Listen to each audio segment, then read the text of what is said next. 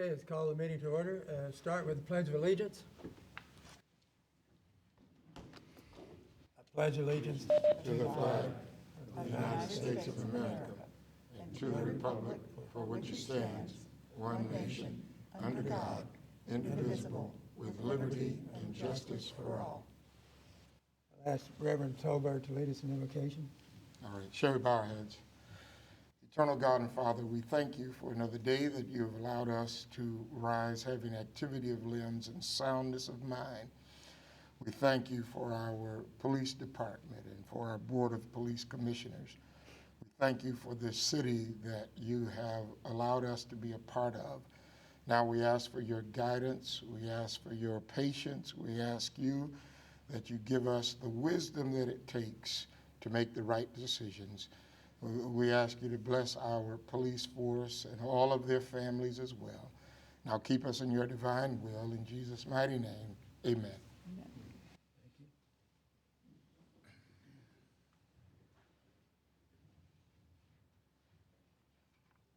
Okay, we'll start with the Finance Committee. I see Councilwoman Catherine Shields is present.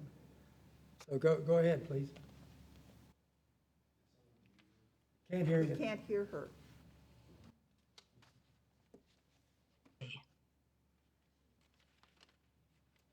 Just 1 minute.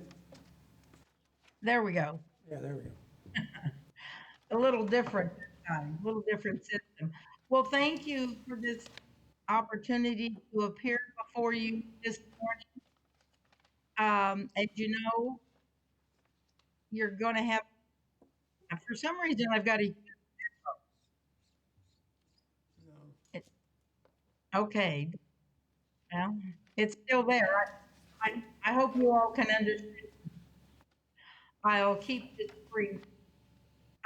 You're going to have a presentation today from your staff and the City Finance Department concerning opportunities for combining departments and services. This is a really important topic because right now, under the budget that you all have submitted to the city with no decreases, other city departments, whether it's code enforcement, liquor control, trash pickup, street repair, will all have to take a 25% cut.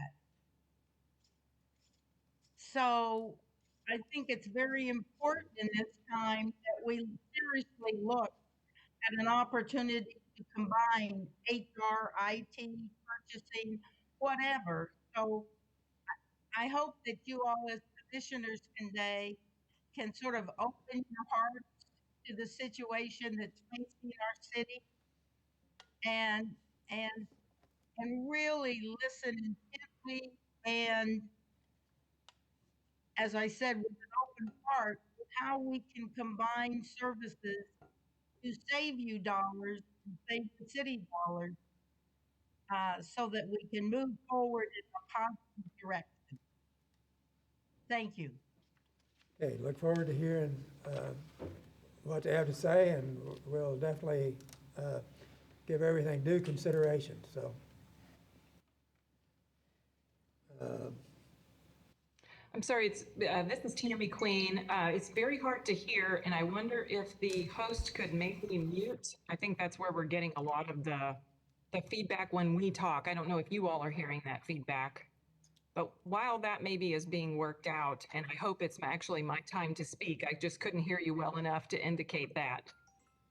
okay, are you going to talk about the Finance Committee recommendations? Yes. Okay, we're ready for that. Okay, thank you very much. Let me share my screen. Okay, you all should be able to see my screen now. And I want to go ahead and get started. My name is Tammy Queen. I am the finance director for the city. And you have heard from the finance department staff in the past when we talked about some potential consolidation between the police department and city departments where we have maybe overlapping or shared services. We have had some very productive meetings with Major Paul Luster and Deputy Chief True to really go through the information that had been previously provided to you. I have it here that we talked to you last, Nick Sarpy, our Deputy Director, talked to you last on September 29th. Since that time, we've had two meetings with the financial staff from PD, and those have been very productive meetings, very long meetings, and we've appreciated very much their cooperation and discussion with us as we talked about this. The couple of meetings that we've had allowed us to review budgets for potential overlap, as well as identifying some top priorities that we have as we move hopefully through this process. And keep in mind as we go through this, there may be state law considerations that we have not thought of yet or have not fully researched yet. There may be other reasons why consolidation cannot occur. So keep in mind that we were four bean counters in a room having a conversation. So these are ideas at this point and places where we'd like to actually potentially move forward. So this slide is basically a repeat of what you have been provided in the past.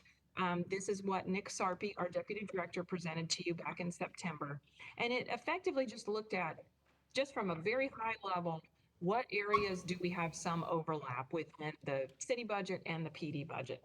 And one of those areas, I'll just give you an example. It's difficult to say, oh, wow, look at how much more the police department is spending on purchasing and supply versus the city spending on procurement, that top line there. It's very difficult to say that one is, more efficient than the other because, for example, the city's procurement costs only include the cost of the folks, the buyers, and their supplies that they need to actually do their jobs. Whereas I understand the 4.4 million from the purchasing and supply line item within the police department's budget really deals with, there's a lot of commodity contracts in there. There's other things in there. So part of what we did with Deputy Chief True and Major Luster was to dig in a little bit deeper on each of those to make sure that we were not, considering something, oh gosh, look at how much more money they're spending. We were actually considering things from a realistic point of view. The other areas that we talked about were accounts and financial services, workers' comp, human resources, so the hiring area, fleet maintenance and operations, risk management. And then the list goes on. We also looked at medical and life insurance, communications, IT, kind of in addition to the one IT efforts have already been undertaken. We looked at facilities maintenance and building operations, dispatch services, and then perhaps what we thought was the similar area with Data KC on the city side, which is our performance measurement area, and the research and development arm of the police department, which now after having the conversation, we learn are really not the same thing at all. They're very different. So those are the types of things that we went through with Deputy Chief True and Major Luster. So as a result of that, what we ended up with is some identification of top priorities.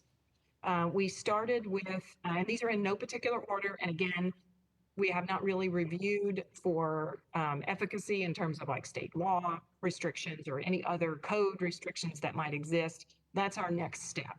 So one of the places that we identified was dispatch services. We thought this could be maybe undertaken in a couple of steps. One would be to maybe explore combining the police department and the fire department dispatching to get some improved efficiencies related to call routing, improved response times, and decreased hold times. Because as I understand the situation today, and this is just my layman's understanding, is if you call 911 today and you say, I need an ambulance, then you're transferred to the fire department and then they dispatch the ambulance. Whereas if you called 911 and said, my house is being robbed, you stay with the police department to handle that. One central location might be a more efficient way to do that.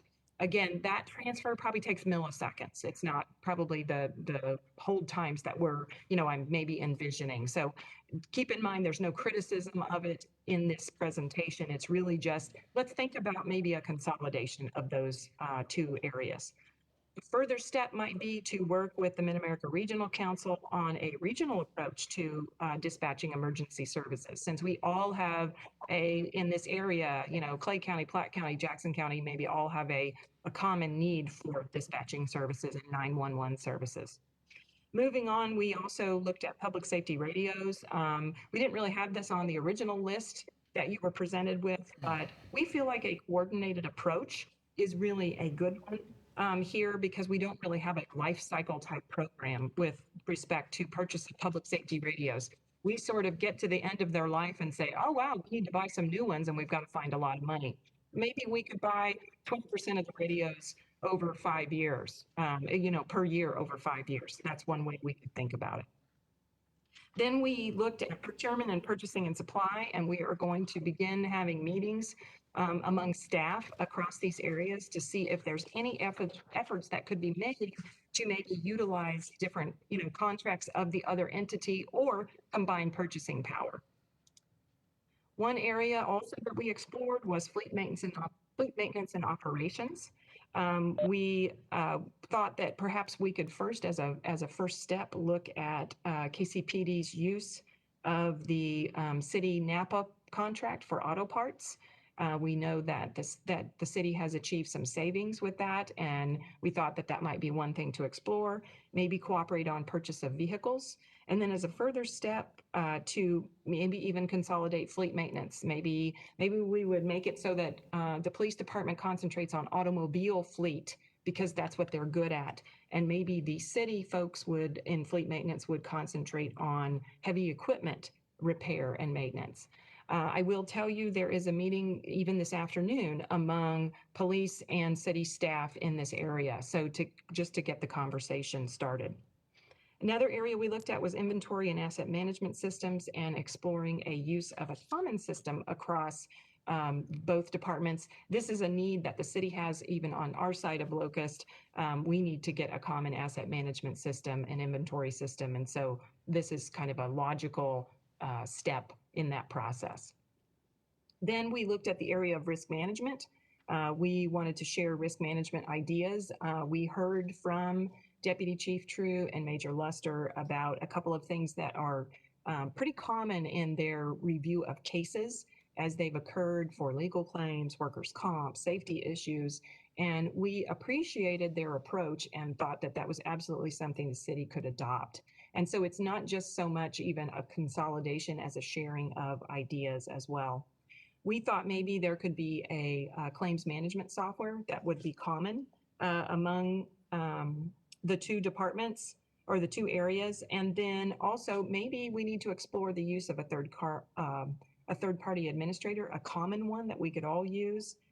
We know that the fire department has policies for limited and modified duty and transitional duty, and we know the police department does too. So we ought to get those folks in the same room and get them talking about a common set of programs that work well for all employees.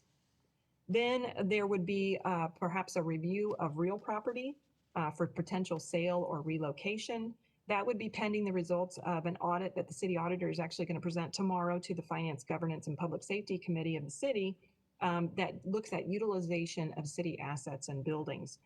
Some of the examples that we identified were a building that the city owns at 1525 Holmes that the police department uses, houses very few folks, as I understand it, and perhaps that building could be repurposed in some way. The other thing would be the leases that both the police and city departments have at Century Towers, and maybe it's time to review those and determine is there a better place for those personnel. Then we identified that we should look at continuing the One IT efforts, and maybe that would move to pretty far down the road, but using common systems for accounting, for human resources, for payroll and timekeeping, if we saw fit and if that might work with kind of the goals of each organization. And then my last slide really just deals with some additional things that we looked at in looking at the facilities maintenance and building operations areas across the city and the PD, and looking at perhaps maybe police could use the city's UniGuard security personnel for as security for the headquarters building that you all are in right now. As we understand it, those are actual employees of the department. That was one area that was identified. Then maybe looking at an improved coordination on the use of budgeted money that exists for police facilities. So perhaps, you all are dealing with, on the police side, you're dealing with, water dripping on someone's head all day long, every day, where our facilities maintenance people are, outside rebuilding the stairs because we think that's a better use of the money. So it would just be getting those conversations started among groups, and they may be taking place today, but these are just, again, ideas that we came up with. And then in the medical and life insurance area, we understand that there's a state law prohibiting kind of the common use or the use of common insurance, but perhaps we could have a common broker or a common consultant for or for health and life insurance. That would be something certainly we could explore. And with that, that is my my final slide, and I would be happy to stand for any questions. Well, thank you. I appreciate that. It's, I'd say it's a good job, well done, good start. I'm sure there are some areas where we may be able to do something. For example, common purchases, and, maybe the police department could do the maintenance on the automobiles and quite a few of these things. And of course, I'm pretty sure that a lot of them are going to be more complicated than they appear on the surface and won't work. But I think you just keep plugging and see what you can come up with, and I think we can surely achieve some savings. So thank you for the report. Thank Anything you. else? Oh, Mayor Lucas. Thank you so much. I want to first of all thank Councilwoman Shields and Ms. Queen for providing the presentation. One area of agreement that I have that Councilwoman Shields had started with, and I'm trying to talk as clearly so you can hear me, is the reality of some budget adjustment. Councilwoman Shields noted that at the city, there are some departments that have proposed 25% cuts, which exceeds what was the finance department request. Others, a lower amount. But I think that not only are these proposals that will be necessary to explore, but I think there may be some proposals that are necessary to explore rather quickly to make sure that there can be effective ways and responsible ways to address our very real budget concerns. This year, just for information, and I imagine Councilwoman Shields had mentioned it, so I apologize for repeating it, we're looking at roughly $70 million in cost savings at City Hall. There, $30 million of that, if you just went with sheer percentages, would be at the Kansas City, Missouri Police Department. And so to avoid just doing something that I think could be far more draconian, much of the goal of this exercise is to see, well, where are there shared issues, shared savings, et cetera, so that we can address that, because something that will be very hard for the city to do is just simply say, well, we need to get to 70, we will ignore 30, and then, see if the rest of the departments just happen to have it. That's something that it doesn't appear to be an issue, or I guess an opportunity for us now. A few questions I have for Ms. Queen, because she noted this both in the presentation before City Council and here. And maybe it's just both for me and for the public to understand. And you noted in the potential areas of consolidation, the differences between how the city does procurement and the department does procurement. And I think you had mentioned one other area where things aren't quite what they'd seem. So would I be right in suggesting that is the reason for the higher cost for police department procurement because you're actually counting the cost of the things that are procured within that? Okay. And so I see you head nodding, and I think that's satisfactory. All right. And then was there any other area in your presentation I had trouble keeping up? For example, human resources, you could see, has somewhat similar costs, or if you were comparing, let's say, 5,000 employees to 1,400 or so, I guess plus your civilians, so a few more. Is that, at least for the operations of human resources, largely the same across both groups? Or is there some unique difference as to how the police would handle it, under your view, Ms. Queen? I would say I probably can't speak for the police side, but certainly on the city side, ours is strictly the operation of the Department of Human Resources. We haven't really dived in that deeply on the police side unless Major Lester wants to add some commentary there. Major?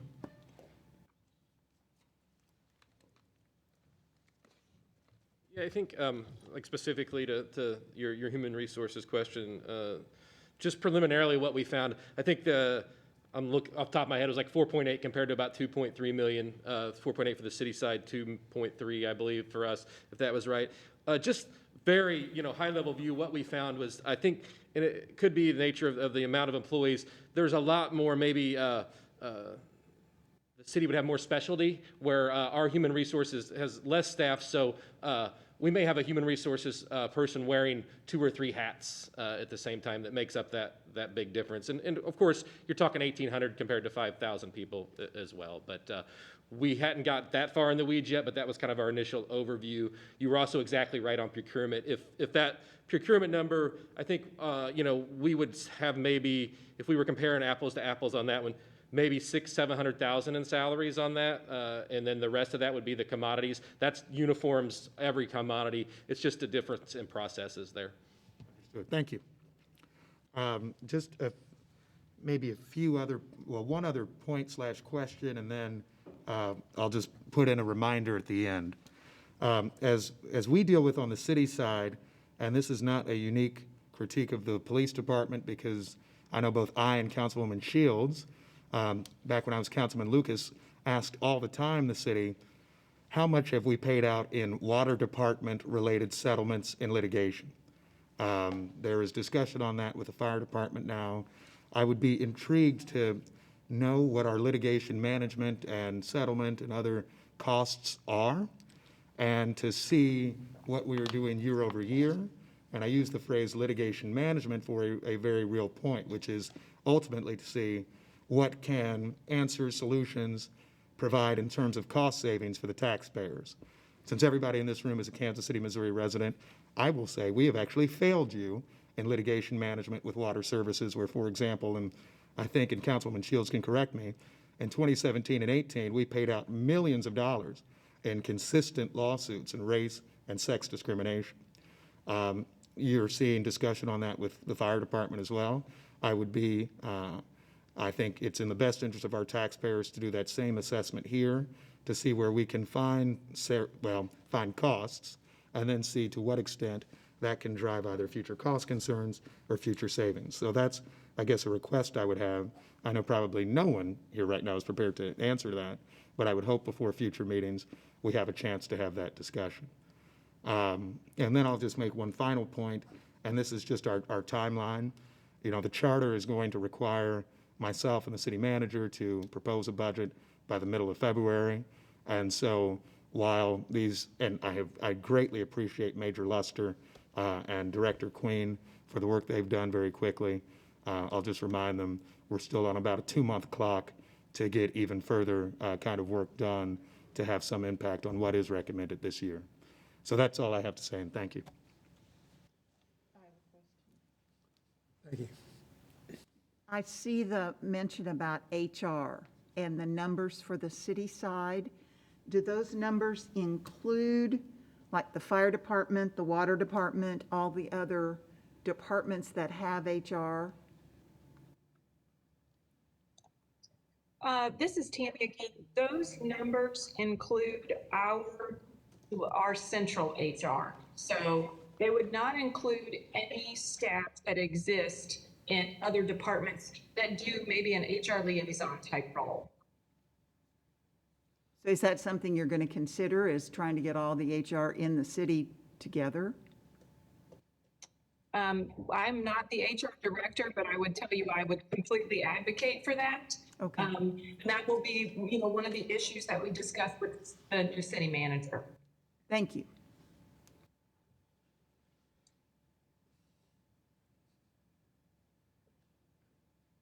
Any other comments? Councilwoman Shields, this is Rick Smith. How are you? I'm fine, thank you. Thank you. I know, and we all have to go through this budget discussion, and I want you to know this police department wants to save taxpayer money like everyone else. But I am concerned there's a human factor here that has to be taken into consideration with the record year of homicides and the police service that we give to this city, and frankly, the citizens in the community that depends on that service. And as we have these budget discussions, I think I share many concerns of the men and women in this police department of how we can accomplish that goal, and what those if budget cuts were to come to this police department, that magnitude, and what would happen. So I look at this from, I know there's a money aspect here, but I believe there's a safe city aspect also that must be taken into consideration. Certainly, Chief, I agree with you on that. But the police, no matter how critical, and you are critical to having a safe city, so is having the money to fund trash pickup. If we can't fund trash pickup in the city, then suddenly we're not only going to have a city littered with trash, but we're going to have rats and disease that follow that. If we can't do code enforcement so that we make sure that people have safe houses to live in, if we can't do code enforcement when buildings are being built to make sure that they are properly built and don't fall down, if we don't have the funding for liquor control so that we can make sure that our establishments that sell liquor are being supervised appropriately, I think that we're going to find a less safe city, and I think we're going to find a role that is even harder for the police department. You all say now, and I think quite fairly, that you are given so many tasks beyond just policing. But if we cut all of these, if we have to cut 25% from the rest of our departments, when they've already sustained a 4.5% cut, so that brings them to almost 30% reduction, and the vast majority of that's going to be in staff. I think you're going to find many other things much harder for you all as well, even if your salary remains the same. So I think we're in this boat all together. And I think we have to think creatively about how to move forward. And I am definitely working very hard to remain optimistic, even though I turned 74 this year. And when I was on the council over 30 years ago, we were at that time, the city was having discussions with the police department about merging in some way, working cooperatively on IT and personnel and other issues. So nonetheless, that rather lengthy history, I remain optimistic today that we're people of goodwill. We all want the same thing, which is a strong, safe Kansas City, Missouri, and I look forward to working with all of you on these issues over the coming months. Okay, thank you. We look forward to it also, and we'll continue meeting and looking at these areas where we can do some cost savings. I'm sure we'll do some cost savings. We'll just keep working at it. Thank you. Anything else? If not, Chief Smith. Good morning, everyone. I'd like to start out with the man to my right here, Colonel Wadley. This is going to be his last board meeting. He's retiring at the 18th, last day. 22 years ago, Sean and I were in a TAC unit together, and we're next to each other constantly during critical incidents, and it's funny that we sit up here together just like we were back then 22 years later. But I just wanted to give him my thanks and appreciation for everything he's done for the department and his service here.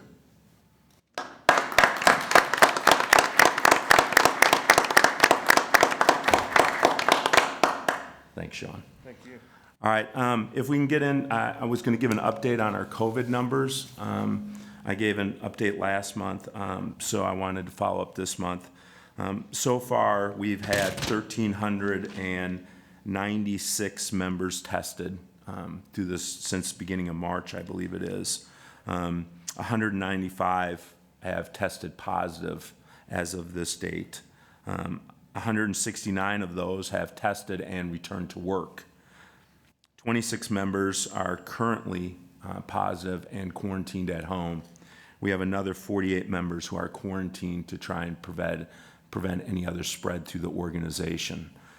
I would like to say that through my discussions with people that I've called when they're been ill, that we've been very fortunate in this organization that we have not had any terribly serious illness from this to any employee yet. We've had some employees that have seek medical attention, but it's for treatment, not for long-term care.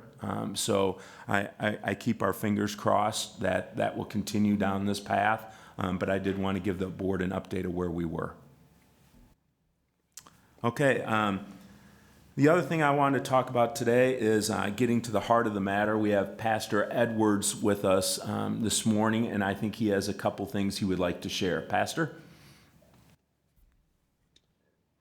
Good morning. Thank you again for your engagement and allowing me to share. Thank you, Chief Rick Smith. And certainly let me begin by saying I'm grateful for the partnership of the Kansas City Police Department, Chief Smith, Officer Cooley, the Board of Police Commissioners. You've been so welcoming, as well as even reaching out from certain members of the Fraternal Order of Police. The question is always raised, what does it truly take so that Kansas City becomes a safe city in every zip code? I think we all want that. I think that's what we're trying to get to the heart of the matter. One great scholar and professor, Dr. Jawanza Kunjufu, speaks to that issue, and he talks about why is it that in every inner city in America it's called the hood. And he says because we took the neighbor out of the neighborhood and all that's left is the hood.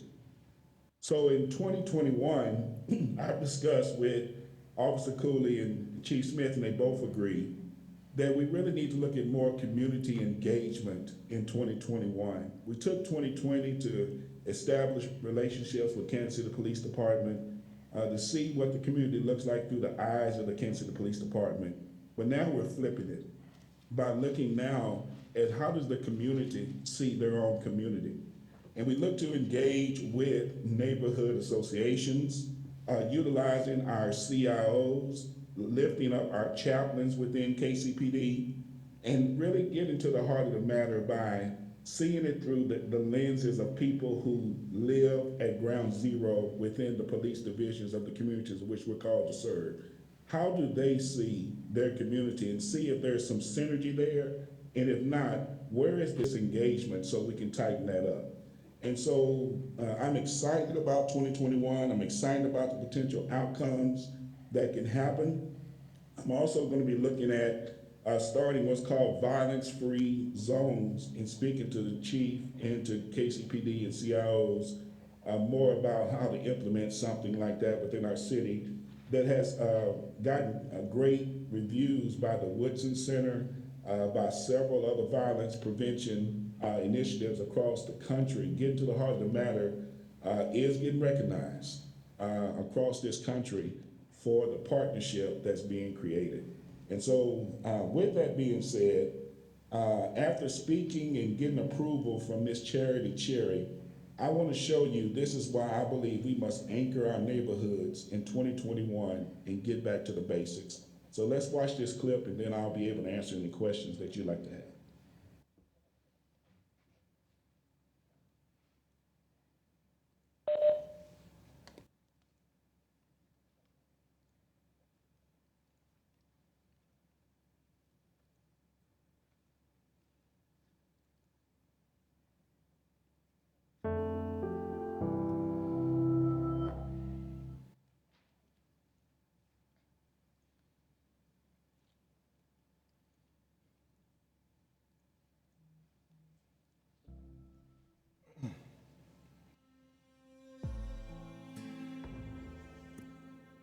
Well, today, a new initiative to stop violence in Kansas City. It brings together police and pastors working to help our community.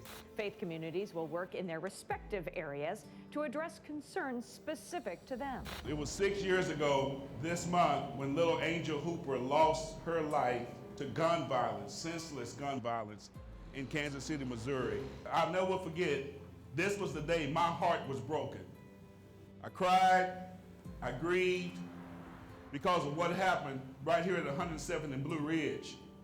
But it was the possibility of putting together this program, getting to the heart of the matter, working with community interaction officers who quickly said yes from all 6 police divisions to bring about systemic change in Kansas City. Kansas City, I want you to know that if we decide to cut budget, we lose the opportunity to truly get to the heart of the matter.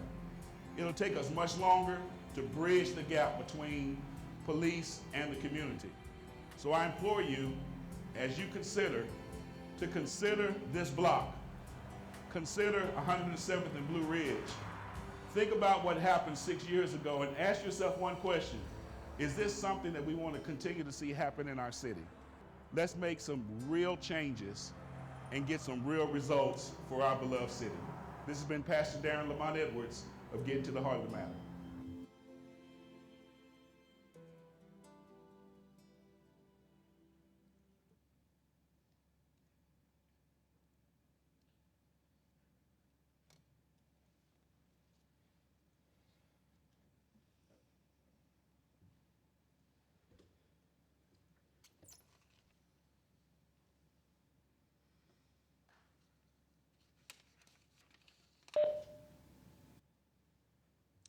Are there any questions for me? Well, I for one, really appreciate what you're doing. This is something that we've talked about up here quite a bit, and we've discussed various attempts to try to improve the relationships with the community, with the police department. And it seems like it's, you've got you're the best hope we've got. And we appreciate the opportunity to meet with you and to do what we can to improve relationships. And I saw at the minutes of the last meeting that you talked about meeting quarterly with the police department, and I appreciate that. We'd love to meet with you even more often if that would be possible. So I'd like for you to consider maybe meeting monthly with us, and at least I think you're willing to report monthly. Well, thank you for that opportunity. And I do want to clarify that, if I may. Within each police division, we meet monthly. So we do have monthly engagement within all 6 police divisions. The hope is to have what we call a celebration quarterly. I see. Where all the police divisions come together with their community partners, and we celebrate what's happening across our city within each police division, and then using it as an opportunity for cutting edge. You know, what's working well at North, what's working well at Shoal Creek, what's working well in South. And really kind of, coming together and let community partners engage with each other to talk about what's working and what's not working. So yes, I do accept the challenge to meet monthly with all of the divisions, but then separately, but then coming together corporately every 3 months. I see. So I hope that brings some clarity to the process. I understand. That makes sense, and we really appreciate what you're doing. And and thank you for reporting today. Mayor Lucas. Very good to see you, Pastor Edwards.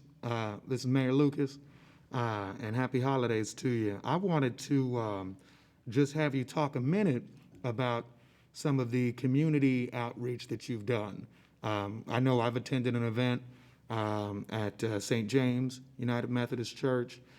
Some of the other issues and activities you're doing with folks in the community that might have a different view on how things are working and going, because I know y'all have made a forum for everybody to share what's up.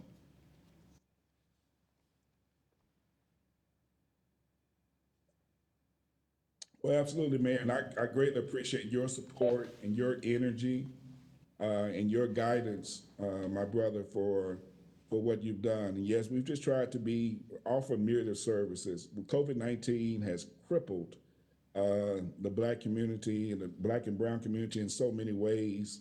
And to be a bridge, to offer food distributions, which getting to the heart of the matter has done, cramming cruisers and just so much to try to bring a sense of hope and help to people during this time. So it's been great to see, not only just working with KCPD, but just working with the city, working in our communities to try to help those who sometimes are the least, the last, and the left out. So I'm appreciative. I want to mention, and thank you, Reverend Edwards, for your hard work, and it is paying off and getting better. I like what you mentioned about the neighbor being taken out of the neighborhood, and that's why we're left with just the hood. And I wanted to mention one thing about NTDF, the Neighborhood Tourism Fund.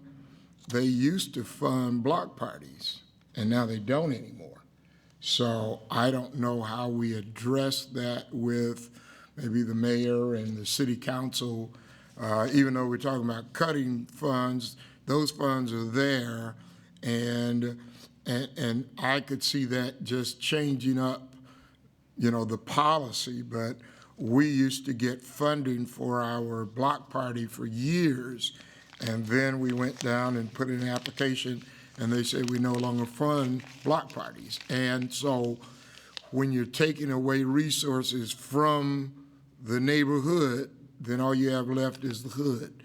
So I hope that with these efforts, we also look at how to bring ourselves back into community mindedness. I think our world had become so global that we let many parts of the core down.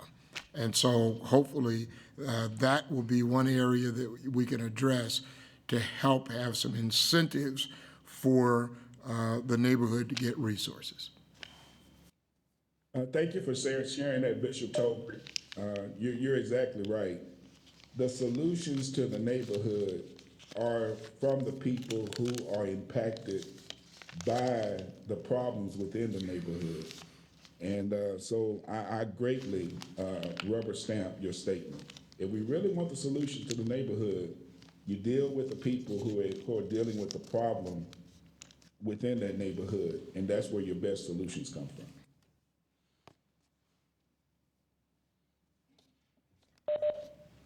I'd just like to add a couple comments. To your point, Mayor, Pastor Edwards might be tired of hearing from me on the phone, but we've been at Sheffield Family Life Center. We've been at South Zone Peace Parades. We've been at food distributions.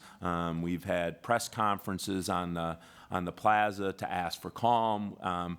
We've had much engagement even at the very early stages of this relationship. And Pastor Edwards and Pastor Lindsay and Pastor Cleaver have always been responsive and right there. And I think truly, as he says, he wants calm and a safe city in every zip code, that couldn't be iterated more reiterated more that that's all of ours goals, and to get there, opening these lines of communications, I think, gives us a true chance on bridging some of those gaps. And one of the things that Pastor Edwards and I talk a lot about is how do we lead this effort, and the real plus I see in this relationship is that when the pastors lead it, it comes from the community, and it's community led and it's community driven, and it's we're here to support them and to work with them, but they want to take the lead in this, and they want to be the voice in the community to help with that. And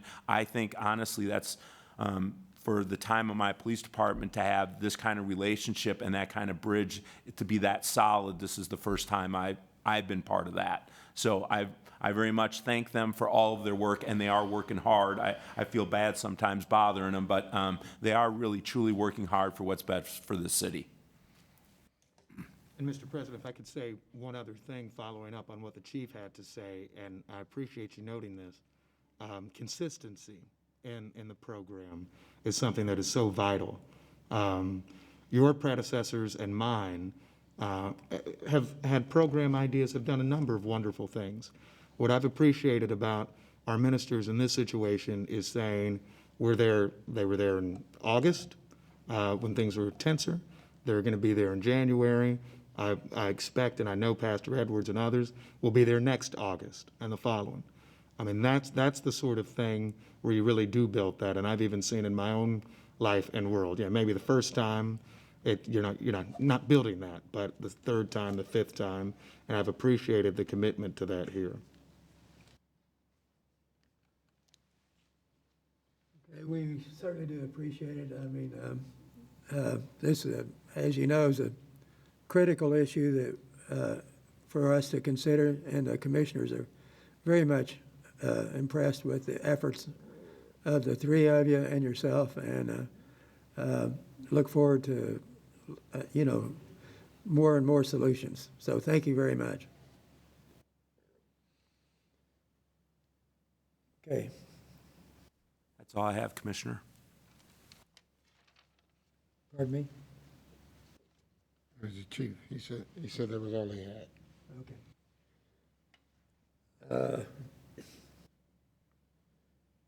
Okay, let's, public comments. The board received 28 public comments via email as of 7:15 a.m. on Tuesday, December 8th. Each email was forwarded to the board for their review prior to today's meeting. All of these emails will be posted on the department's website following today's meeting. That's all I have, unless you have further questions. Okay, thank you.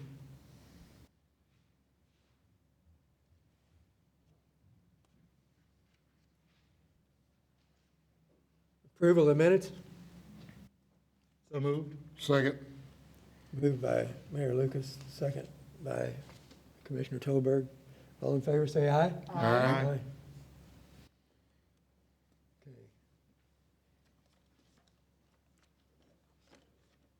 Acting Deputy Chief Lobster. Good morning, Commissioners.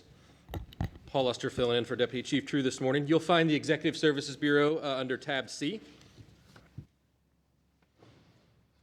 Item number one is our monthly budget transfers. Relating to the general fund transfers, we're beginning to absorb some of the budget cuts that we have been assessed this year. So we're moving some salary appropriations around from the Administrative Bureau and the Professional Development and Research Bureau to Patrol, as well as a separation account, and to the Property and Evidence section to cover some special assignments there. The second item is the Clay County COVID money. That's money that was received directly from the CARES Act from Clay County. We're just moving some appropriations into the proper accounts to finalize the purchases for those dollars that have to be made prior to December 31st of this year. And lastly, the grant fund is simply just adjusting the budget compared to where we originally projected to the funds that are needed now to cover expenses. We're recommending approval on the item number one, budget transfers. So moved. Second. Moved by Commissioner Dean, second by Commissioner Tolberg. All in favor, say aye. Aye. Aye. Item number 2 is a adjustment to the special revenue account. It's to move $1.5 million from the unappropriated fund balance to the self-liability fund to cover anticipated expenditures, and we're recommending approval. So moved. Second. Moved by Commissioner Tolberg, second by Commissioner Dean. All in favor, say aye. Aye. Item number 3, one more special revenue account.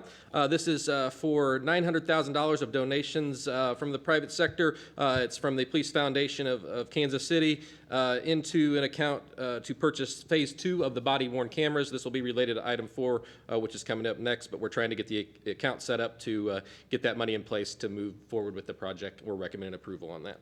So moved. Second. Moved by Commissioner Tolberg, second by Commissioner Dean. All in favor, signify by saying aye. Aye.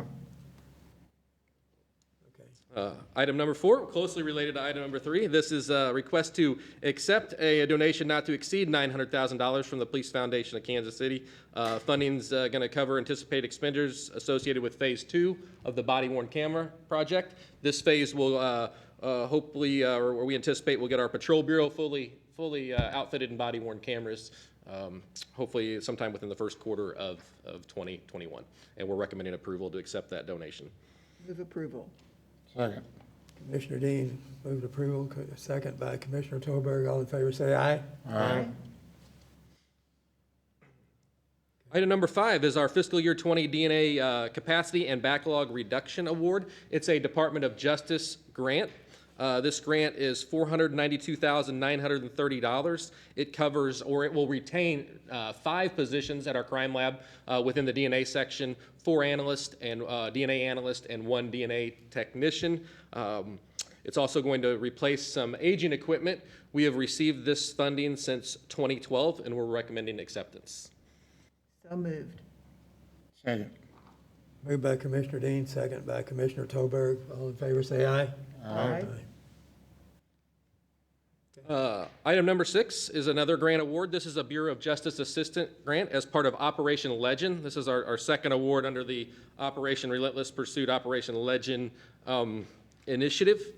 This was a solicitation to fund equipment needs. We submitted a request to fund body-worn cameras for our Investigations Bureau personnel, which weren't in the original project, but we recognized the need as we started that project that this could be a beneficial tool for members of our Investigations Bureau as well. It also will fund 70 laptops for members assigned to our Violent Crimes Division. We think this will help very much with efficiencies, allowing them real-time access to databases from the field instead of having to make phone calls or go back to the office for that. Obviously, with the body-worn cameras, it will increase transparency also within that bureau, and also there is some efficiencies we think could be handled with the use of those. So we're recommending approval to accept $478. I'm sorry, yeah, $478 for the Bureau of Justice Award under Operation Legend. So is that, that's in addition to the community gift of approximately $2 million? So, Correct. so the body-worn cameras project we've been gifted with about $3 million for that project? I believe that includes some laptops and so forth? The private donations for the body-worn cameras are closer to $3 million, and then this will add roughly another $800,000. So hitting around probably $3.8 million of the body camera project. And then yes, this is also for the laptops as well. So before we make a motion on that, so these will be body cams worn by the investigators. So we were already dealing with how we were going to deal with storage. So now this kind of adds to that dilemma. So what was the rationale to add more body cameras, which is now going to add more to what we've got to store? Yes, that's a very good question, Commissioner Tolbert.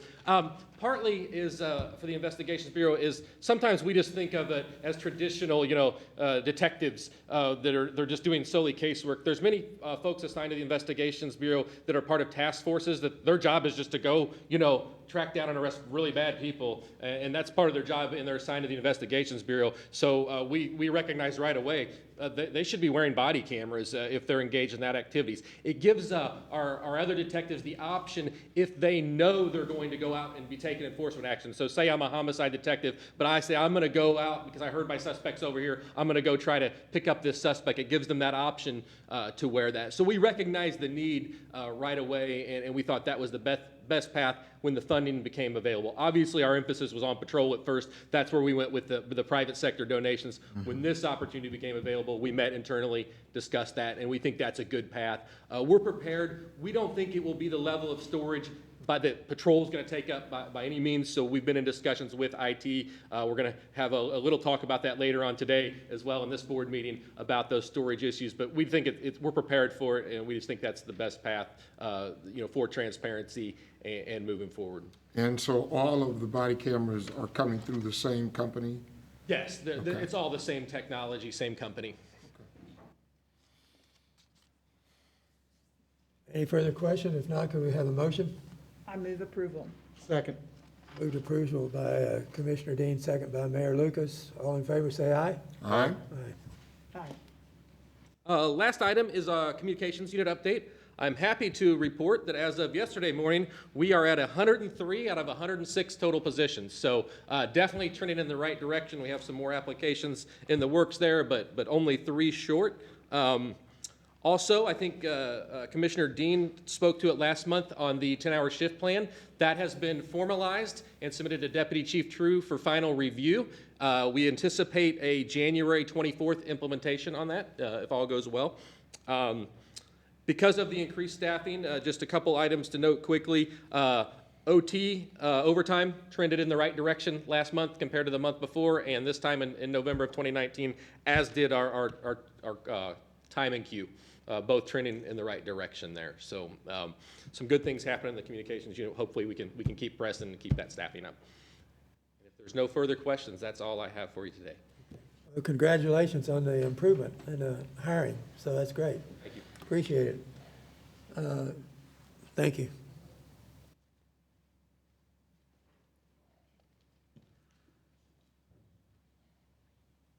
Acting Deputy Chief Doyle on the professional development.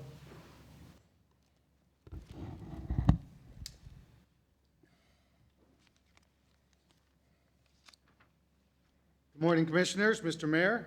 The Academy Morning. Class Summary is under tab D. Not much has changed from last month.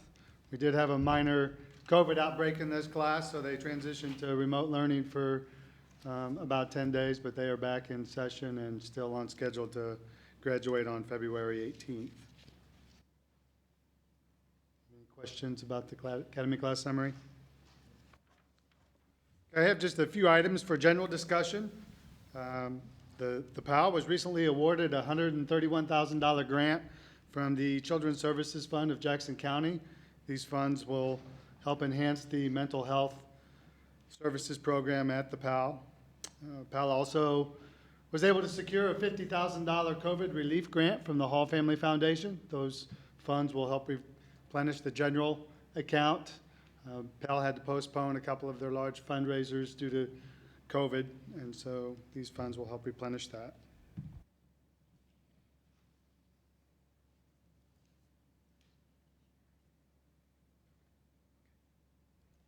You have just a few slides to show you.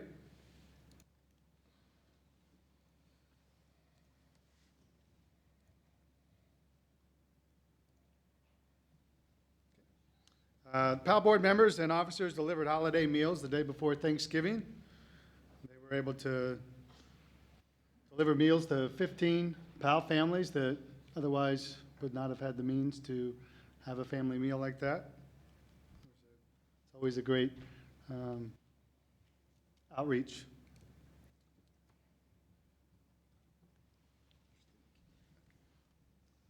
Also, PAL recently, the gym floor received a makeover. Acme Flooring installed that floor about 4 years ago, and it was getting worn, so the PAL board approved the funding, and Acme came out and gave it a makeover, and actually gave us a pretty good discount due to PAL's commitment to the community. Really came out nice. Also, the PAL youth attendance for the month of November was 542, and that's with 2 days being closed due to the Thanksgiving holiday. And regarding our youth program section, DARE officers are currently teaching the DARE program in 2 middle schools in the North Kansas City School District. And they're also teaching the DARE and GREAT programs to 3 schools remotely in the Kansas City School District. And our DARE officers also participated with our community interaction officers for Peacemakers Pop-Up here at Central High School, just delivering needed personal items, folks in the community. And then just by way of follow-up to the resolutions that Mayor Lucas submitted at the last board meeting, the revision to the response to resistance policy and the code of ethics policy, those are both scheduled to go before our executive committee next week, and hopefully will be presented to you for approval at the January meeting. Also, the First Amendment policy, we're going to move forward with that one at the following executive committee meeting, and hopefully have that soon for you as well. And the whistleblower reporting mechanism is being handled by Director Bennikin with OCC. If I don't have any questions there, I do have a few items under the consent agenda, which is under tab K.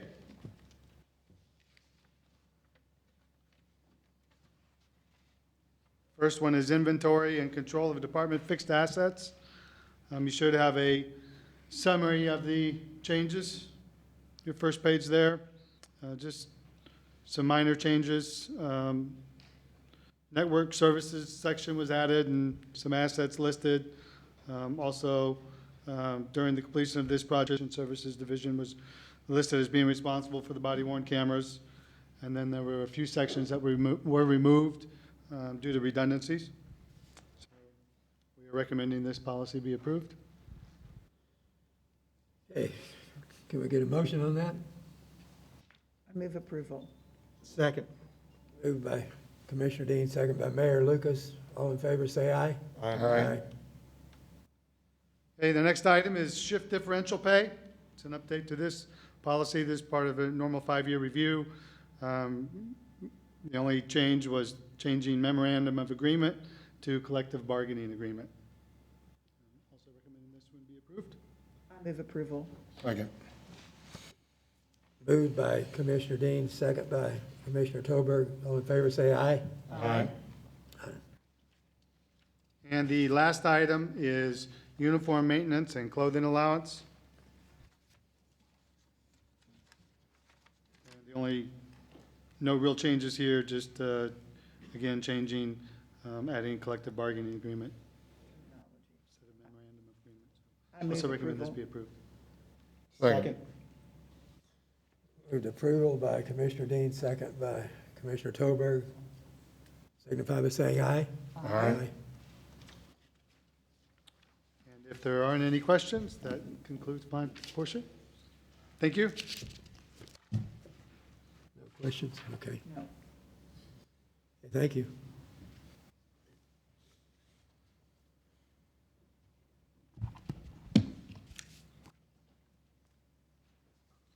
Morning, Commissioners. You'll find my items under tab E in your books. I'll start off with the statistics year to date. To date, there have been 170 homicides compared with 141 in 2019. That represents just a little under a 21% increase.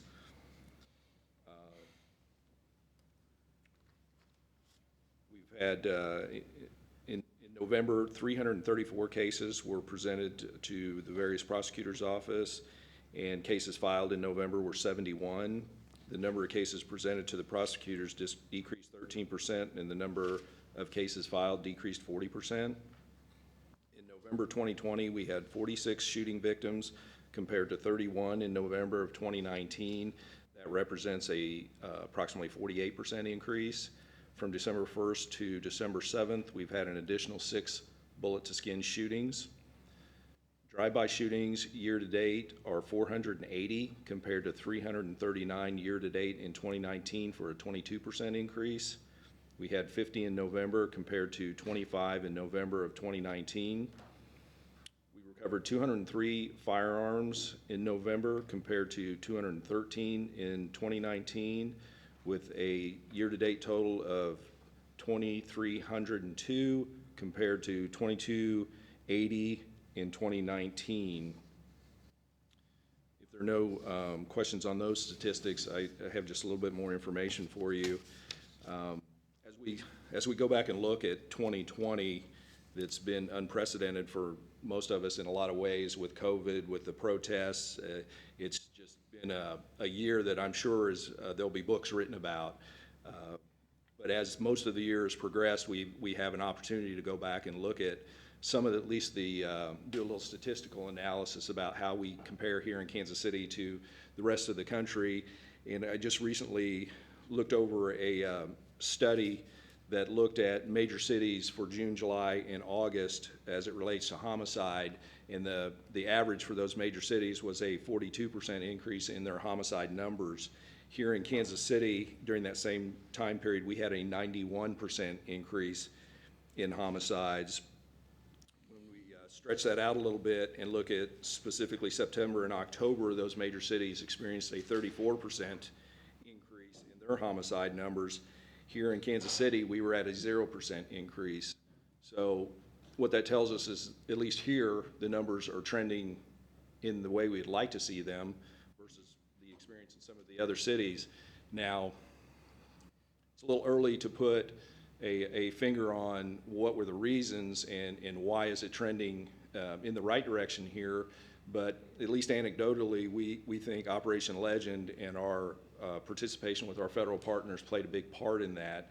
We were, of course, the anchor city for that as it spread nationwide, and we had a great deal of success with clearing the backlog of cases and clearing a bunch of current cases. So we're hopeful that those case clearance are what's contributing to this downtrend and that continues for the rest of the year. But like I said, it's been an unprecedented year, and it's going to be studied in the future.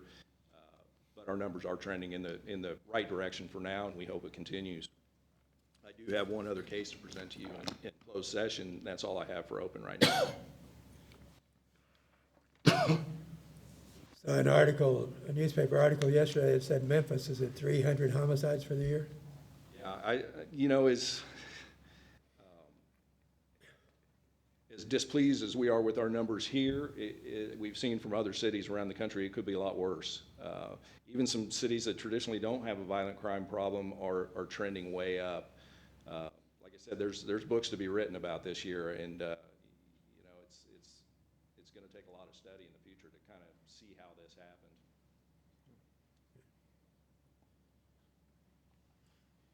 Any questions? Okay, well, thank you. Thank you.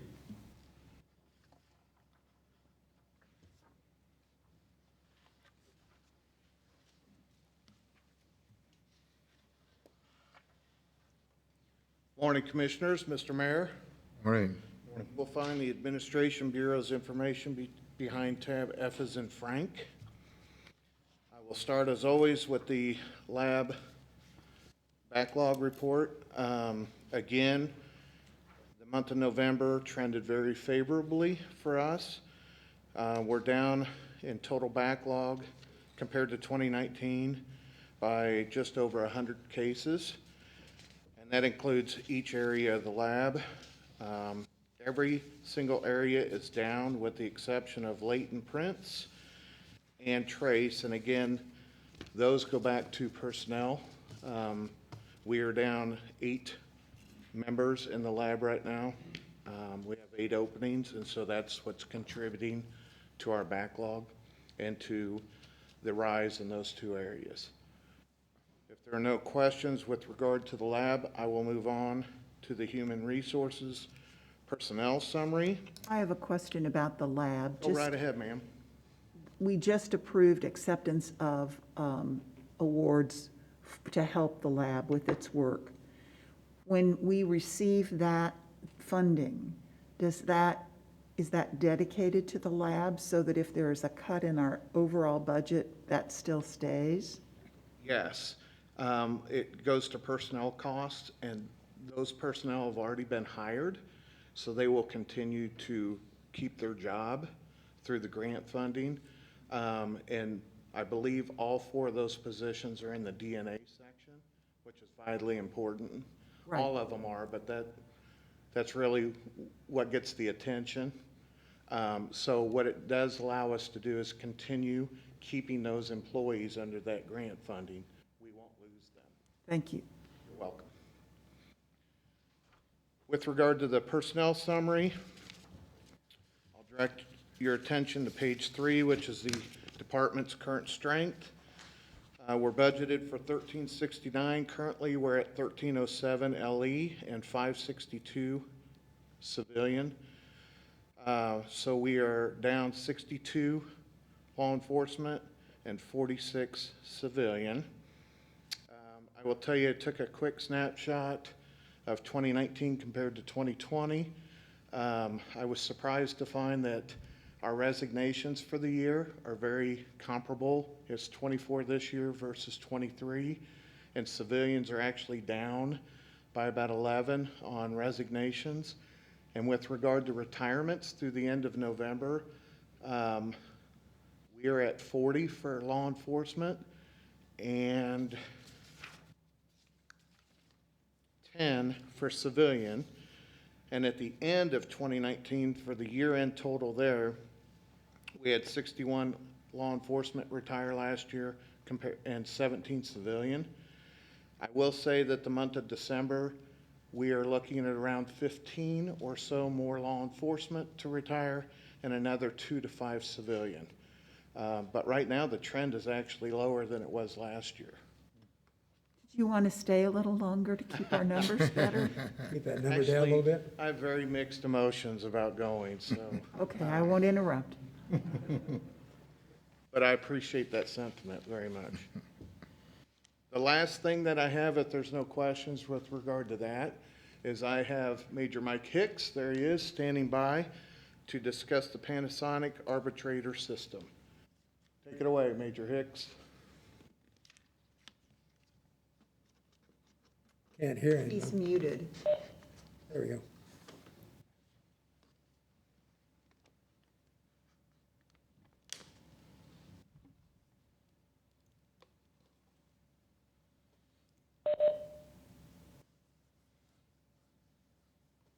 No, he's talking, but Yeah, he's he's muted. muted. We can't hear a word he's saying. Maybe he can hear us. Stop and start over.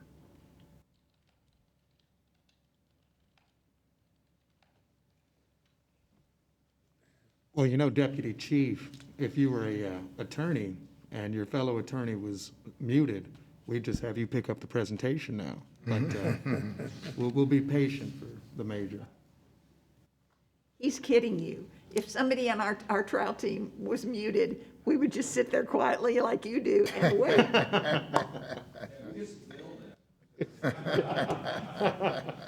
That is confidential.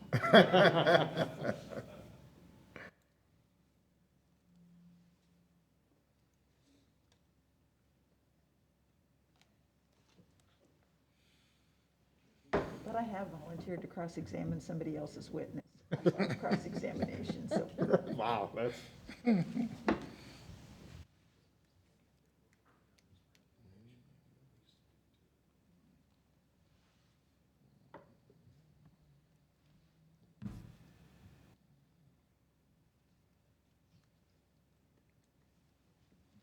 Deputy Chief, do you know that he's doing this just to irritate you on the very last meeting?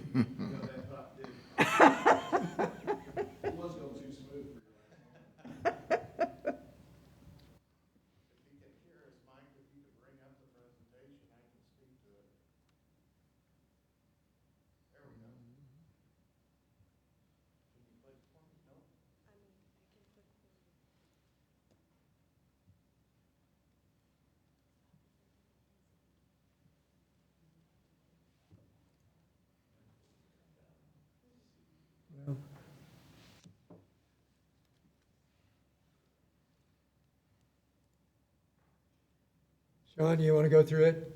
Yes, sir.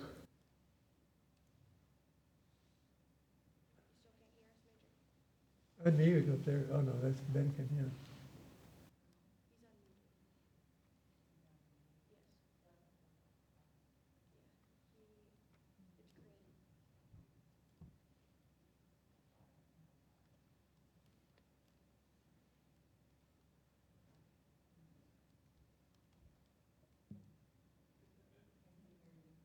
Can you hear me, Major?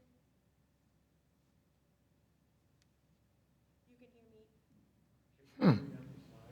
Interesting. Can you pull up your PowerPoint?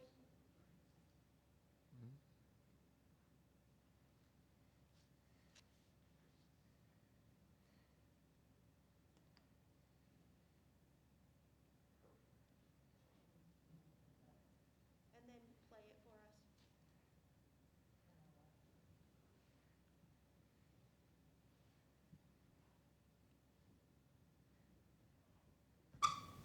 Well, I'll just jump in. The next slide that we'll go to, once it comes up, they did a comparison with like-sized cities around the country with regard to retention period for their video.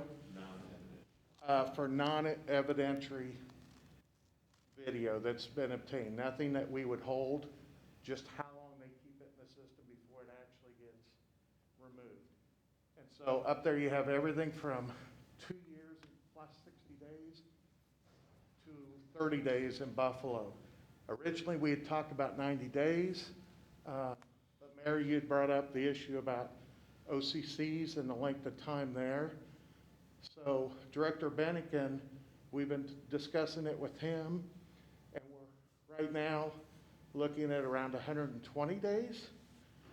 And a lot of factors go into that. That's the storage that Commissioner Tolbert, you were asking about, the cost.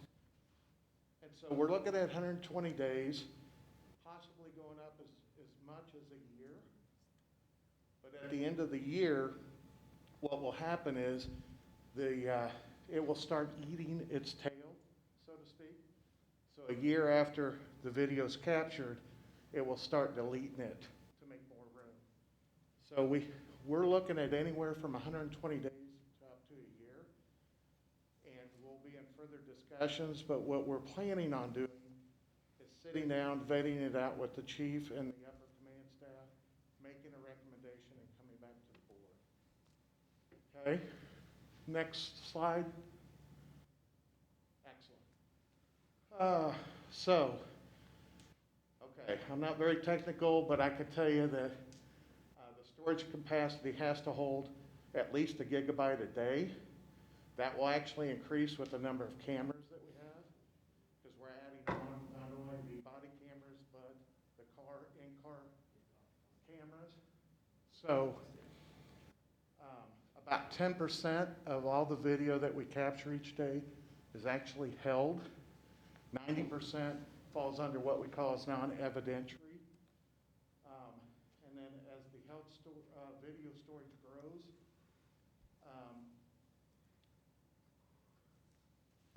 I'll go back to what I explained, either 120 or a year, we'll set it up where it will start deleting itself off to make more room.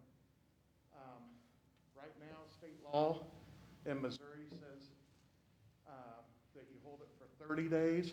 We're looking way beyond that. However, the state is actually going to come out next year with new parameters on how long they say you have to keep that storage. So 90% is deleted every day? Non-evidentiary. As non-evidentiary. So we're Yeah, looking. yeah, but who makes that determination that it's non-evidentiary? What may not be evidence in one person's eyes may be important in another person's eyes? Right. It's important to keep in mind that we're talking either 120 days or a year out for that 90%. Oh, okay. To leave it off. Gotcha. So it's not that I videoed it today and tomorrow 90%. Yeah, okay. It's at the end of that time period. All right, all right. So there are some that after that period might have to be saved because there's a court order or something like that in place? Absolutely. And Okay. typically, anything with a use of force, any big incident where we think there might be a complaint or we know a complaint's made, we hold it already. Okay, So it stays for as long as we want it. okay. Yeah. Thank you. Good Many of these question. things we're already doing with our in-car camera system. They're kind of the same parameters that we use when we deal with our in-car videos. So the 120 days usually gives us the time to know if a video, if an officer goes to a robbery scene, there's evidence, they're automatically going to hold that video. If there's a, they're in a car wreck and we get plowed into or they hit someone, they're automatically going to hold that video under instances that we think is important, the police department has deemed important.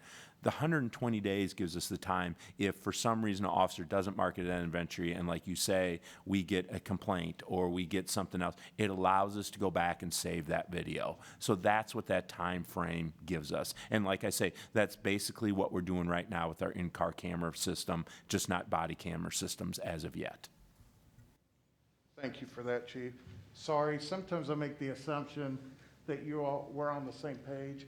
So I will slow it down and explain it a little better. Well, we just weren't in the same meeting you were in, that's all. You're right. It's like when you become a sergeant and you read the report and you think, okay, they know what they're saying, but I wasn't there. So I'll slow down and explain a little bit. Mike, can you go to the next one?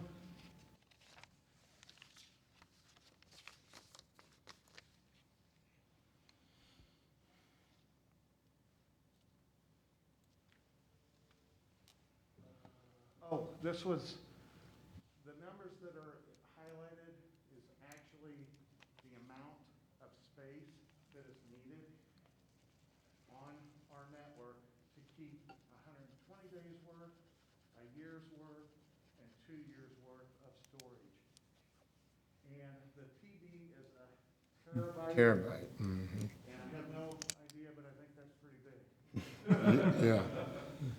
Yeah, it is. If I can help out a little bit, I think this is the chart that shows you costs. What we project at the 120 days is that we could meet that without adding any more storage to our system until our upgrades needed on our Isilon servers, which is in 2024. So if we keep at this pace, everything would be in budget. If we go above the 120 days, everything's going to be an added cost for storage. So like, just for example, if we want to do the 2 years, that's projected a little bit over $1 million more to retain that kind of information for a 2-year period before we release it. So we gave this as so you can understand the amount of storage, because how it exponentially grows, because you got to hold what you have while you're continuing to build and build. So it's an idea so you all can get how quickly that can build on time. And then what is the cost basis to do that, right? What position are we in to fund that?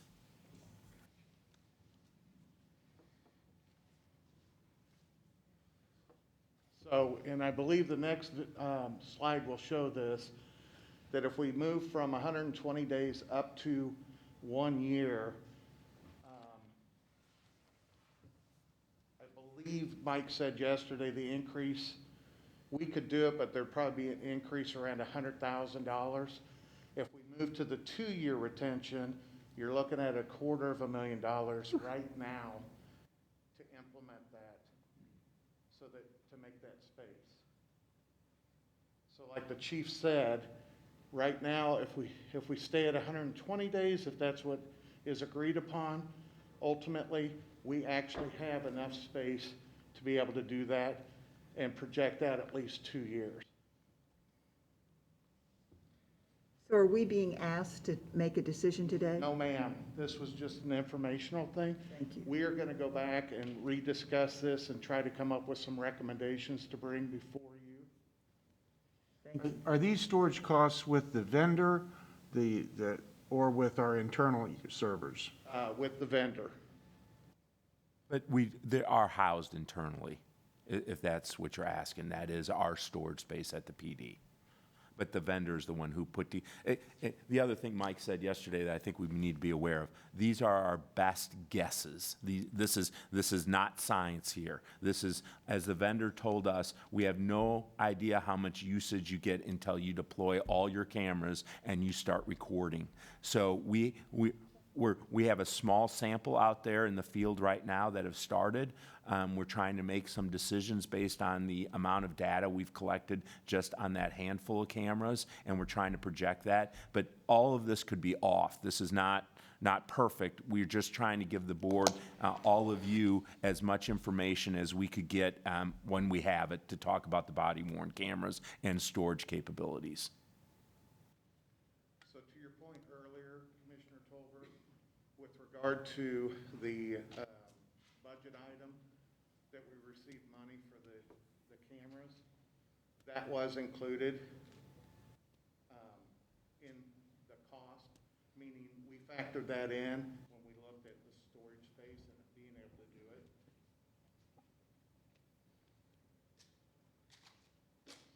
So I'm sure you've got 1,000 questions, but hopefully you'll hold them till January. I apologize for if there are no other questions for me, I thank you for everything. And we thank you. Thank you. I think Mayor Lucas might have a question for you. You know, I hate to follow up after the applause, but I will say this very simply. Both as a councilman and as mayor, deputy chief, you've been outstanding to work with through some very tense times, and an exemplar of professionalism. And so thank you for that, and I wish you well in your trails ahead. We greatly appreciate your service. Thank you very much.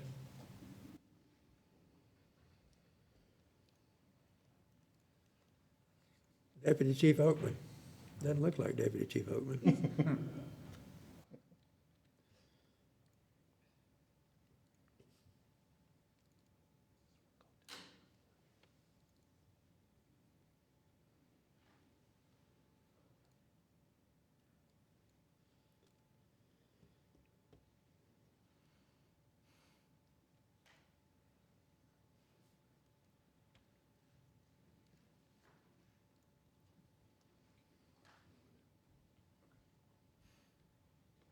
Good morning.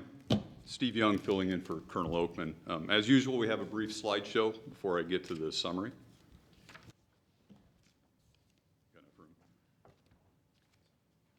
So this first one's pretty neat. We have a World War II veteran that lives in Shoal Creek Patrol Division. He actually turned 100 recently and is a veteran of the Battle of the Bulge. So we helped him celebrate his birthday, and another military veteran put in a new flagpole for him in his house. I think this might be a little bit of a repeat from Major Dull's presentation, but PAL and I know our CIOs, I think, helped deliver meals to some PAL families. And here our social worker and CIOs delivered frozen turkeys to some local families in need. And each Veterans Day, we help Hy-Vee host a breakfast, a free breakfast that is for military veterans. It was a little bit different. Usually they do it inside, but because of COVID, it was drive-through only. East Patrol CIO Officer Greg Smith partnered up with Morningstar Baptist Church to hand out face masks as they handed out free food and necessities. And some more to the residents of Lawndale Heights Apartment Complex. 1,200 face masks. South Patrol did a blanket drive. And we also did a couple of toy drives that I think we do generally every year. This one we partnered with Target of Ward Parkway, and on the next one was a Cram a Cruiser program that was at 106th and Blue Ridge that we filled more than a police car with free toys that officers in the field will hand out to kids in need and desperate times and difficult situations that they run into often. That's all for the slideshow. The Patrol Bureau reports under tab G.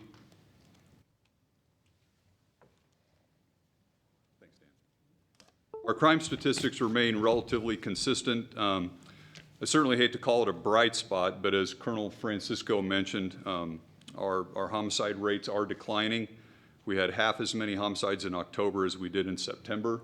We'll take anything positive in that regard that we can get for sure. Our response times remain better than the previous 2 years as well. And if there are no questions on that, I'll move to the traffic summary. Unfortunately, as you can see, 78% of our fatal crashes this year so far have involved no seatbelt, and 55% involve alcohol or drugs. That is compared to 57% no seatbelt and 22% alcohol in 2019. So that is an alarming increase in both of those categories.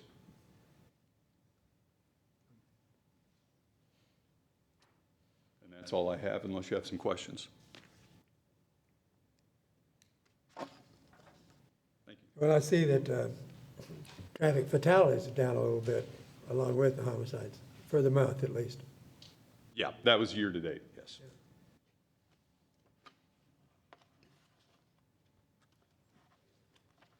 Thank you. Thank you.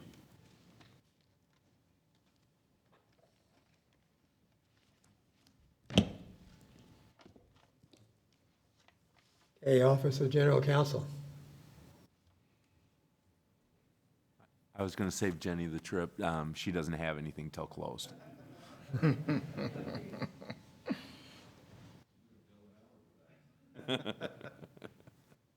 That's it? For the General Counsel? Yeah, she doesn't have anything till closed. Okay, thank you. Director Bennigan, let's see if we can. Yes, good morning, everyone. Yeah, good. I'm just pleased to report that we are finalizing the design build phase of the OCC website. And we'll be ready to begin some functionality testing within the next 2 weeks.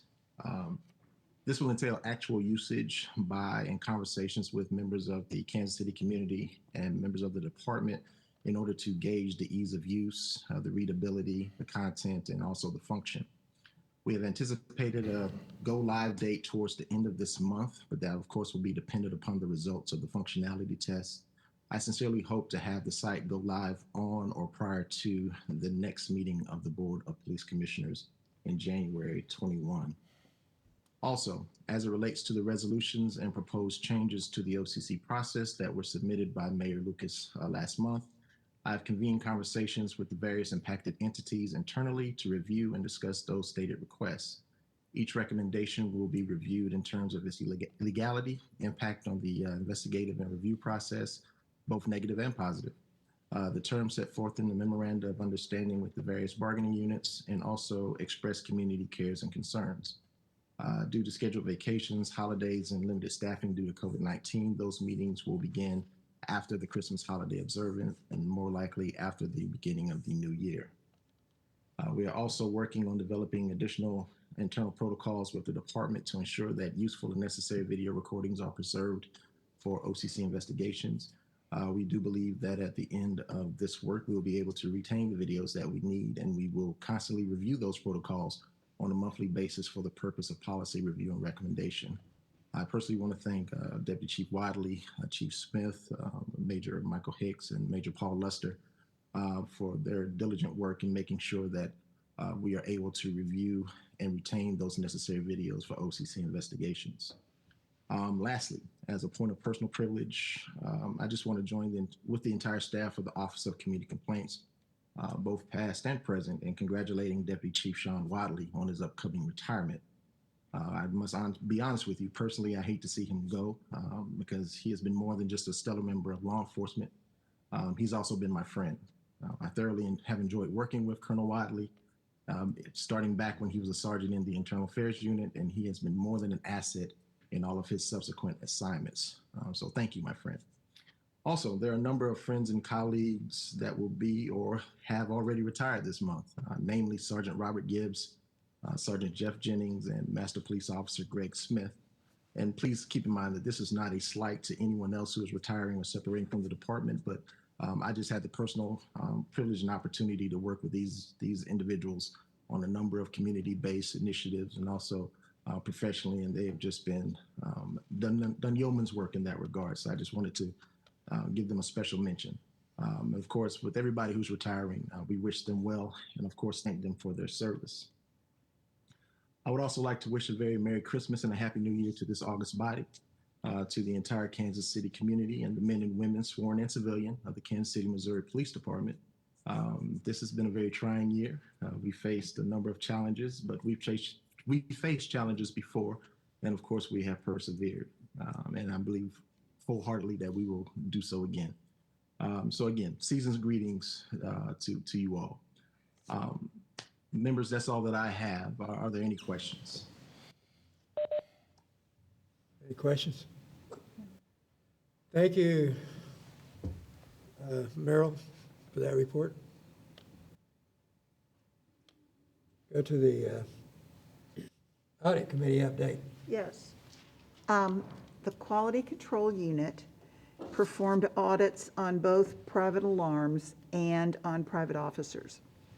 And there's a report that's extensive, but I wanted to emphasize at least the parts that I think are important to do, particularly for public service. On private alarms, the names of some of the forms are very confusing and actually not accurate. And so the Quality Control Unit has made recommendations for ways we can change those so that people will understand the forms better and then will know how to use them. The next was a suggestion for training so that our patrol officers understand the difficulty of tracking that information. Frequently, and I don't know what the number is, you all say something when you're back in service, some number. Well, and that's all they do. They don't say when they went, it was a false alarm. And so the people at the alarm unit have to go through and figure out, was this a false alarm? Was this not a false alarm, etc. And people get a fine when they have too many false alarms. So what we would like is for training to be done and for the patrol officers to know when they go out on an alarm call, if it's a false alarm, just say false alarm.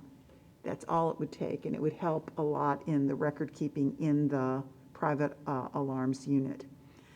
The other thing that the Quality Control Unit identified that I think is an excellent suggestion is to allow people to do things online, to apply for their alarm license, to renew that license, and to pay whatever needs to be paid.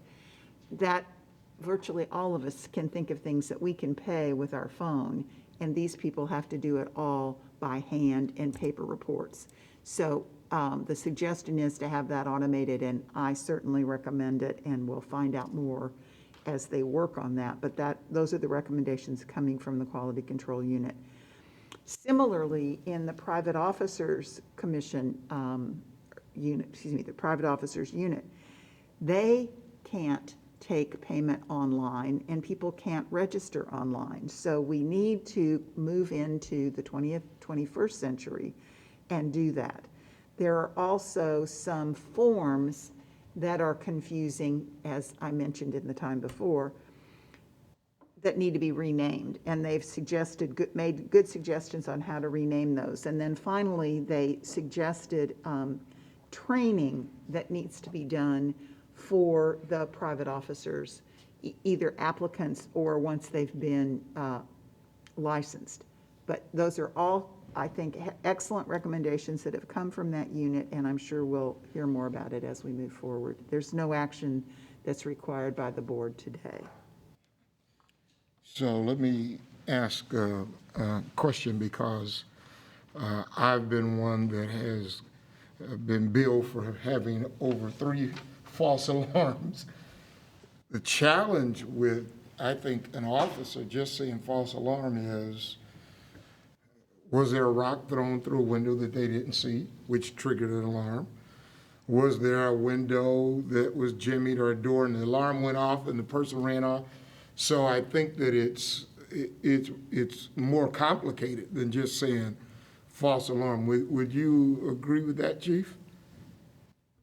I do think there should be a way to appeal or to have a discussion if someone feels that, it wasn't a true false alarm.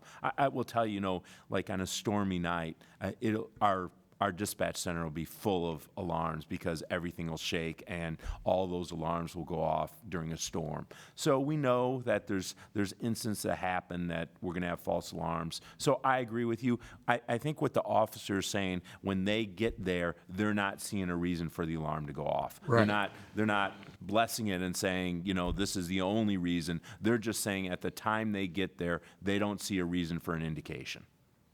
And I think that part of their maybe not just declaring it's a false alarm is because, then somebody comes back on them and says, oh, but there was a rock or there was so they've been trying to stay kind of neutral as to not necessarily trigger that fine. So it's not sometimes as simple as it looks from the outset. Well, and the other part of it is, when it's not indicated false alarm or some other reason, then the person in the unit has to go through and read all the report and say, well, was there any indication of breaking in? And of course, the officer saw none, and goes through all that criteria, and then that person who wasn't even at the house says false alarm. Has to make the determination. Yeah.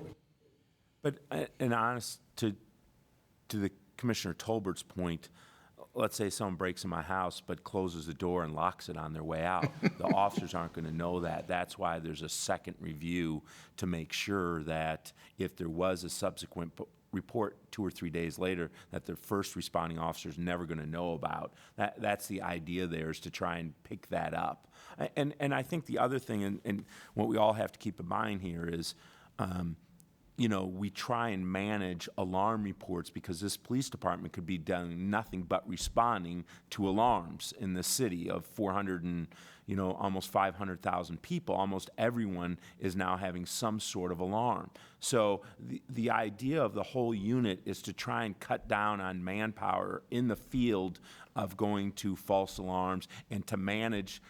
Before, we'd have companies every single night their alarm would go off and there was no recourse to that. And we were going time and time again to the same places. I will tell you, since we've created this and it's been in existence, that has helped patrol immensely of trying to manage that situation so that our officers are freed up for other activities in the city. So it's a balance, there's no doubt about it. I think we've done a good job. Can we always improve? I'm not saying we can't improve, but I think the quality control review was to show that we're trying to balance that. And then again, as I explained to Commissioner Dean, is that in this day and age when people are going to home-based alarm systems, does that going to take away from the unit, right? Are they not going to register with us? Are they going to do other things? And that's not what the audit pointed out. It pointed out that actually things are still going pretty well with the unit and the people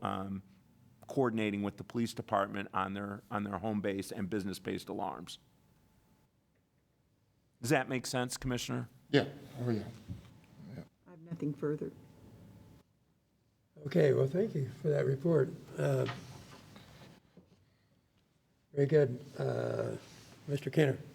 I just want to wish everybody a very happy holiday and safe holiday and a better 2021.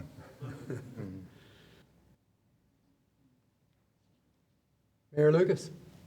Thank you all again. And as Merrill Bennigan noted, my congratulations and thanks to all those who are retiring this year. We appreciate their years of service to our police department.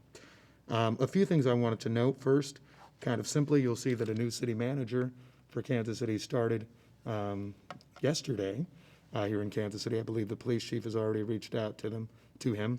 We look forward to having a positive relationship as existed with our prior city manager, our acting city manager, who I do want to recognize. Ernest Rouse is somebody who was very good to work with for this department as well. And we thank all of them for their ongoing service to the city. This Thursday, the Kansas City, Missouri City Council will vote on legislative priorities. They passed out of committee a dissenting voice, I believe it's Councilwoman Hall. Those priorities, as relevant to the police department, will include control issues for the police department or recommendations there too. Something that I think is consistent with what I've heard here. Advanced funding and support for things like mental health triage centers, other resources to help address many of the issues that I know our social workers, our CIT team, among others, deal with already. So we'll be sure to share those priorities with commissioners once they're adopted. I think that is likely. One thing that I will ask for, or maybe we want to have some discussion on at some point, I do strongly favor real-time public comment, and even if it's a small number of people, some public participation in meetings. I know in Kansas City City Council, as well as most county commissions and other city councils I've seen, they've been able to do that in some safe manner, sometimes to the chagrin of boards and commissions, but nevertheless, I think that is something that's worthwhile, and I would ask us to consider returning to that in the months ahead. And then a point I made during our finance discussion is one that I do take seriously, and this is one of those that isn't triggered, of course, by the police department, but instead the extensive fire department discussion, et cetera, and that is looking to if there is some way to have a more broad-based review of what has litigation been, what are litigation challenges. I would, of course, enjoy public disclosure of settlements for all city or related departments. And I think that's one way, at least, that the public sees how we're addressing issues. If I could speak to a different issue just by form of analogy, I think those of us who were, let's say, serving on the last city council approved lots of settlements in the fire service without quite always understanding, well, how are trends being addressed? What are we doing to actually see some systemic change?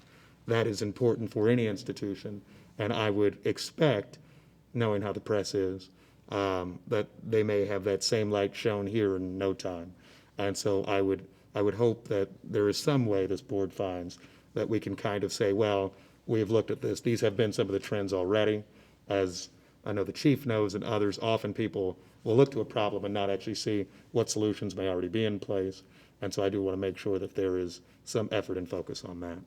And that's all I have too. Happy holidays, everyone. And trust me, as someone who's been mayor for about 15 months, I'm looking forward to a 2021 that's hopefully very different as well. Maybe a Super Bowl again, and then everything else for the rest of the year is different. So thank you. A better parade this year. Thank you. Commissioner Dean? Yes, obviously, we've talked for this whole year about how difficult the year is. I am very proud to be a small part of this department. I am so impressed with the integrity and the compassion that all of the officers and the sworn, non-sworn, all the employees of the department have been. It's been a difficult year. You've had to bite your tongue many times not to say something to respond to something that's unkind. But the department and all of the people in it have been doing what they thought was best and trying to do the right thing. I know we can't satisfy everyone, but I've been very proud of all of you, and it's my honor to work with you. Thank you. Commissioner Tolbert. Thank you, Chairman. When someone pointed out this was our last meeting for the year, it did kind of spark some things in my mind. I do want to say publicly that I support Mayor Lucas and asking folks to wear masks, even though I took mine off just to talk. I'm going to put it back on. He's gotten much criticism from the social media and other areas, but I wanted to be able to say to him personally that I thank you for stepping up to the plate. I'd rather see somebody do something than just say, well, everybody figured out on their own. So we support you and thank you for that leadership. I too want to tell Deputy Chief Whatley to enjoy your retirement. A lot of times people retire and then they go work twice as hard as they did when they were working. So find a way to enjoy some of your retirement time. To the chief, it's been a very combative year, And I hope that we can continue to work with you to make policies and things that will help our city to come together and to see that we're all working for the same cause. I think our president, Don Wagner, has done a great job of leading us. And I too wish everyone a Merry Christmas. Stay safe, have small gatherings so that we can be around to celebrate the next holidays in a traditional way. Thank you. Okay, I'd like to thank the commissioners for the comments. I too am proud to have been part of the police department this year. I'm even more proud that 2020 is almost over. And look forward to a good year next year. Going to miss you, Sean. Thanks for your efforts. And I think that'll do it. Meeting adjourned. And can we have a motion to go into close? So moved. Second. Well, we have to motion to adjourn, don't we? Oh, No. No? We don't. Just to go no, into no close? motion to adjourn. All Just right. motion to go Is into this a roll close. call vote? Just to, yeah, roll call to go into close. Roll call to go into close. Talbot, aye. Dean, aye. Lucas, aye. Wagner, aye. Thank you. Now, what's for dessert?